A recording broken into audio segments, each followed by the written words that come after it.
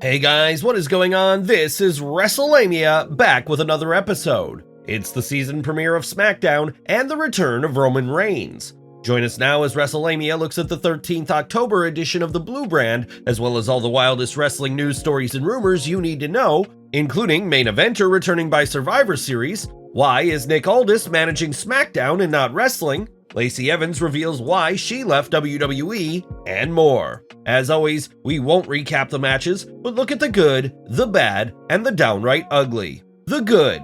Not here, not tonight. Tonight's tease between Cody Rhodes and Roman Reigns was a phenomenal way to plant the seeds for their rumored match at WrestleMania 40. Smackdown viewers rarely get to see Cody on the Blue Brand, so tonight's heated confrontation was a reminder that there's plenty of unfinished business between the two. Triple H has been accused of dragging storylines out, a legitimate criticism in some cases, but this segment was an example of extended storytelling at its best. Moving KO to SmackDown. Speaking of drawn-out storylines, the WWE finally answered the question of which Raw superstar would be traded following Jey Uso's move from SmackDown to the Red Brand. As exciting as it was to see Sami and Kevin reunite and win the Undisputed Tag Team Championship, their title reign was disappointing because they were frequently sidelined by injuries and unable to defend the titles. Splitting the pair via a trade rather than having them feud was the right move, as it adds to the idea that Jey's move to Raw came at a heavy cost. Strong season premiere. The idea of season premieres in wrestling is silly if you think about it, as there's no off-season for wrestling, or season finales for that matter. Nonetheless, it's one of those wrestling conventions that still work, and it's also a good way to make the show special, much like anniversary shows or tribute shows. Tonight's season premiere had a solid main event and a decent undercard. However, its real strength was in storytelling, as it forwarded feuds and introduced new elements like SmackDown's new general manager and Jade Cargill's interaction with Charlotte Flair. LA Knight beat Solo. LA Knight scored a solid win tonight by pinning Solo Sikoa, a major achievement in light of how the WWE protects the Enforcer. While Knight's chances of beating Roman Reigns for the title are slim, defeating Solo is the type of big win that creates future possibilities, such as Roman admonishing Sikoa and even leading to the debut of another Bloodline member to get things done. Nick Aldis could be a good fit as SmackDown GM. Nick Aldis' introduction as the SmackDown general manager was a surprise when you consider Adam Pearce is crushed it as WWE's authority figure.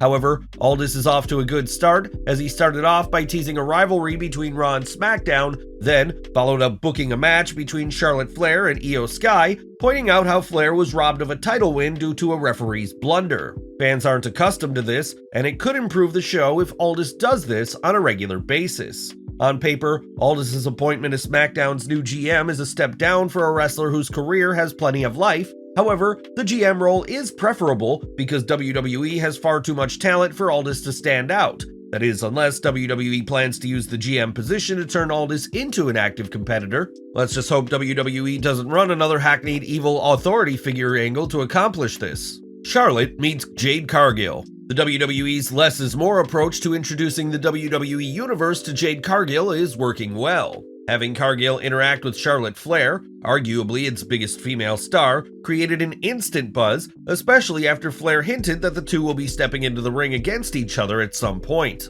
The miracle of modern medicine.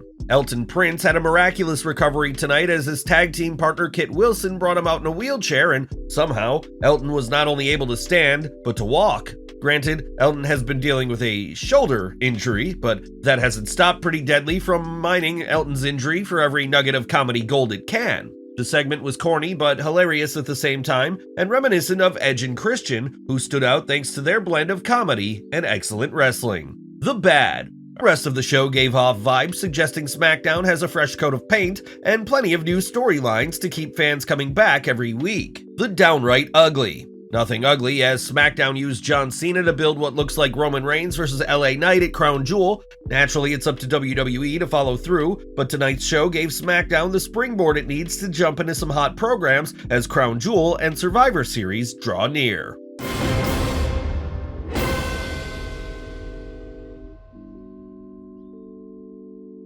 WWE planning a big return by Survivor Series? Topping today's news is a report that the WWE Universe will see a major return by Survivor Series. No, Wrestlelamia isn't talking about CM Punk, the current belief being the WWE wants nothing to do with him, but the long-anticipated return of one Randy Orton.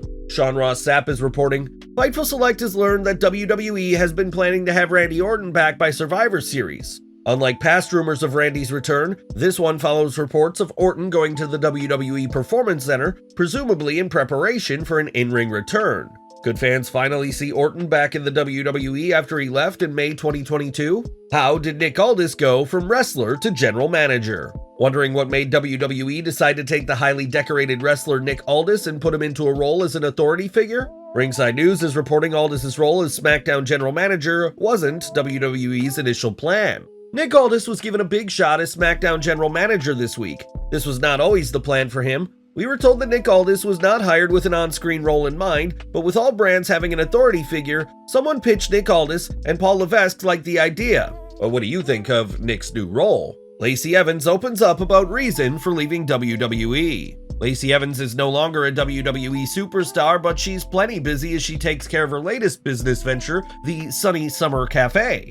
However, fans of wrestling's sassy Southern Belle are still confused about why she exited the WWE.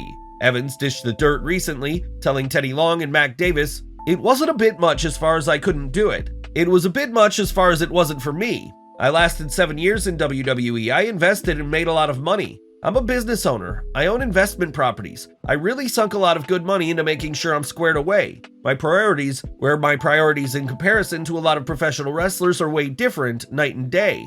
Evans explained she enjoyed the wrestling aspect of things, but her goal wasn't to win championships, but to use wrestling to create a platform for her community outreach activities. However, there was one aspect of wrestling she didn't care for. "I took a pay cut to be able to try and use the platform to make a difference for my community. It was a lot in that regard because my priorities and idea in life was not running on red carpets and sniffing people's asses for opportunities. I'm not cut out for that, unfortunately." Evans didn't rule out a return to the ring, but seems focused on her business, her family, and her community outreach efforts. What do you make of Lacey's take on things? Concern for Paul Heyman's health? Last but not least, is Paul Heyman dealing with health problems? That's the question wrestling personality Jim Cornette is asking about the Bloodline's Tribal Council. Cornette discussed this during his Jim Cornette Experience show. The announcers even started talking about it. Now it's all gray, or what's left of it at least. The announcers started making fun of it. Well, Paul's hair's turned gray. What's going on here? He's aging in front of our eyes. Heyman has been sporting gray hair, which shouldn't come as a surprise to anyone since he's 58.